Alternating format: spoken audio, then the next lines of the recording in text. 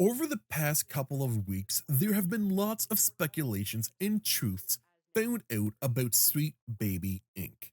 I myself did a video where I tipped my toes into this giant rabbit hole and uncovered some of the links Sweet Baby Inc. had to Gamergate. In that video, I asked if you guys would like me to dive into this subject farther, which a lot of you have said yes. So here we are. In part 2 of the Truth About Sweet Baby Inc. series, we are going to be talking about the company that funds them, Weird Ghosts, its founders, and how that company is funded off of blood money. So buckle in, folks, because this is going to be a very bumpy ride. A company like Sweet Baby Inc. needs money to operate. They need funds in order to push their agenda into video games. Because after all, forced diversity doesn't fill one's stomach. This is where Baby Ghosts come in. Baby Ghost is the non-profit branch of Weird Ghost. Both of these companies are led by two people, Eileen Mary Hellerica, and I know I pronounced her last name wrong, and Jeannie Robinson Faber. And their goal is to help fund underrepresented founders of video game studios in Canada, with them offering a grant to these studios through Baby Ghost. If you are wondering what qualifies as an underrepresented group, you can keep on wondering, because Weird Ghost isn't exactly straightforward with what they mean by underrepresented, and they say that the term is broad and they will leave it up to you whether you self-identify as belonging to one of these groups. But I mean, come on, we all know exactly what they mean by underrepresented. They mean anyone who isn't a straight white male. Don't bullshit a bullshitter. This isn't me trying to be funny or anything like that, but the current state of the entertainment industry would have you believe that anyone who isn't a male, who isn't straight, and isn't white is an underrepresented group and is oppressed.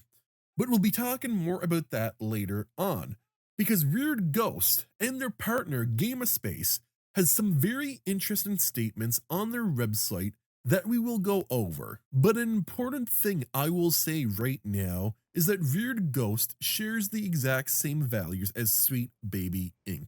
And once you find out about who runs this company, that will become a lot more evident. Jeannie Robinson Faber is a general partner in Weird Ghost and is the co-executive director of Baby Ghost, the company that has funded Sweet Baby Inc. Trying to find information about Jeannie was actually a bit difficult, and I thought for a second that maybe this person actually has a clean past, but that isn't the case. Jeannie is one of the founding members of an organization called the Dames Making Games, or DMG for short. She was brought on shortly before the group's official creation to help host meetings. The group was officially created in 2012. If you couldn't guess by the name, DMG focuses on bringing more women into the video game industry, implying that this industry and video games in general are not very welcoming towards women. This mindset should be expected from this company, considering it is described as a feminist organization by Cecily Carver, the person who came up with the idea for this company. DMG would have been kicking around the same time as Anita Sarkeesian was becoming the most hated woman on the internet. And both Anita Sarkeesian and DMG have spoken at some of the same venues, one of which being the Women's Study Research Center at Brandeis University. So it is very likely that since both DMG and by extension Jeannie Faber shared the same ideology as Anita Sarkeesian, they probably have interacted with each other. Jeannie is also married to Henry Faber, who runs Gamaspace along with Jeannie. Gamaspace is one of the partners listed on the Weird Ghost website. And honestly, it's an organization that shares the exact same ideology as Weird Ghost. I know, big surprise there. One thing I found interesting about both the Weird Ghost and the Gamerspace websites is that they both talk about decolonization, while reaping the benefits of colonization. They also want to undo all the hardships that came with this act. It would only be easy for me to say right now that Henry Faber is a complete failure, but that would be me lying.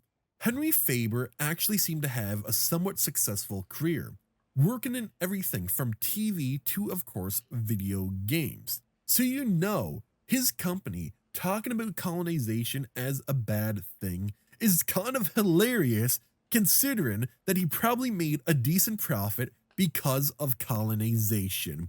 As we all know, if colonization didn't happen, the world would be a very different place. And then we have the issues of GamerSpace getting funding from the Canadian government through their investment readiness program, which offers $50 million in grants to social purpose organizations. If I could be any more ashamed of my government, I would be. More than likely, GamerSpace is sending some of that government money over to Reared Ghosts, who then passes it down to Baby Ghosts, who then uses it for companies like Sweet Baby Inc.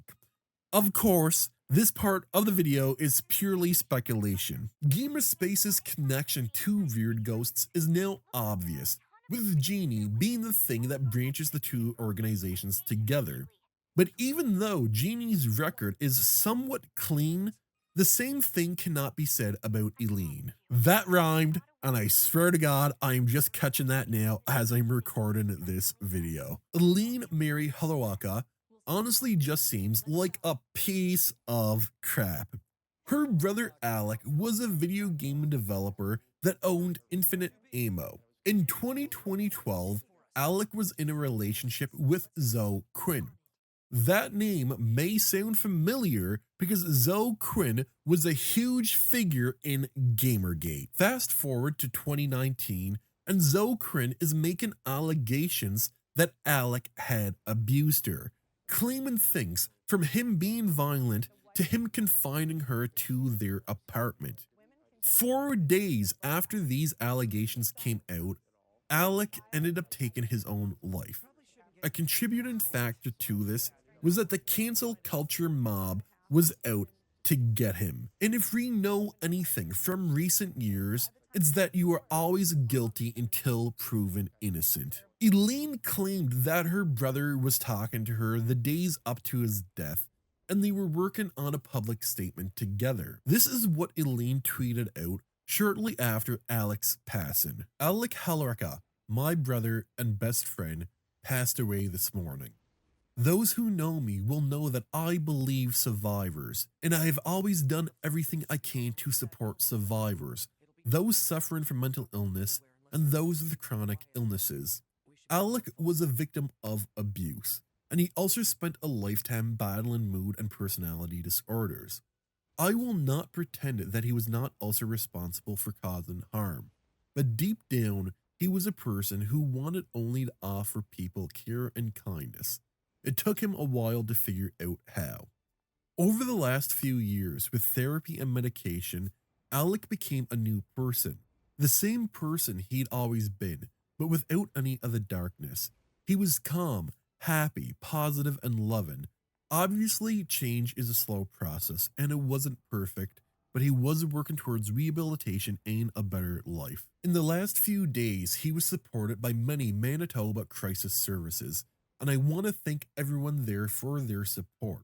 And I want to thank Adam Saltzman for staying up late talking with us and reminding Alec that there was a future. My family has and always will be the most important thing to me. Please give us time to heal. We tried our best to support Alec, but in the end, he felt he had lost too much. I currently do not see a place for myself in games or on Twitter. I will not be looking at the responses to this post. I appreciate everyone who has reached out to me over the last few days. For anyone who is in a time of darkness, I encourage you to reach out for support. There are always people who will be there for you. If Alec actually did this, there wouldn't be no real controversy, but people have poked a lot of holes into Zoe Quinn's story, by using things that Zocrin has said or done. The majority of which is that she was very active on Twitter during the time where she claimed Alec was confining her to their Winnipeg apartment. One of these sites that was poking holes in Zocrin's story left and right was the Post Millennial. And after posting an article that went ahead and showed that Zocrin's story wasn't exactly lining up, the site became a victim of a DDoS attack. If you know anything about Zocrin, you probably think that she was behind this. After all, her and the former Maya Kramer Felix, now an employee at Sweet Baby Inc., bragged about DDoSing a site called the Fine Young Capitalists, simply because they were running a competing game jam during the same time Zoe and Maya were trying to have one. After Alec took his own life, Elaine became the owner of Infinite Ammo, and using the Rayback machine, we can see that in 2021, it says on the Weird Ghost's website that the resources required to make Weird Ghost happen came from Infinite Ammo and were donated in the memory of Alec. Fast forward to now, and it says that Infinite Ammo is just a minority investor, so there is another investor at play, but as of now, who that is unknown. The companies that Baby Ghost funds are called cohorts, and thanks to funding from Clever Endeavor Games, Weird Ghost, and Infinite Ammo, they were able to work with 7 new studios and also give them grants, one of which was Sweet Baby Inc. Now, the most interesting thing in this entire video is that Sweet Baby Inc. has got a secret investor. Let me explain. The article about the Cohorts 3 was posted in September of 2023. When I saw this, my first thought was that maybe Baby Ghost / Weird Ghost was just keeping the funding for SBI under wraps, but that isn't the case. Weird Ghost was founded in 2021. Sweet Baby Inc. has been around since 2018, so it would have been impossible for Sweet Baby Inc. to get funding from a company that never existed. So who the hell is the other company that gave Sweet Baby Inc. the money it needed to start up? Well, I'll be covering that in the next part of this video series. In part 3, we are going to dive into Sweet Baby Inc. So to make sure you do not miss that, hit that like, subscribe, and notification bell. Plus, you'll be helping me get to my goal of 2,000 subscribers by the end of May. I hope all of you have an amazing and wonderful day, and I will see you in the next video. Peace out.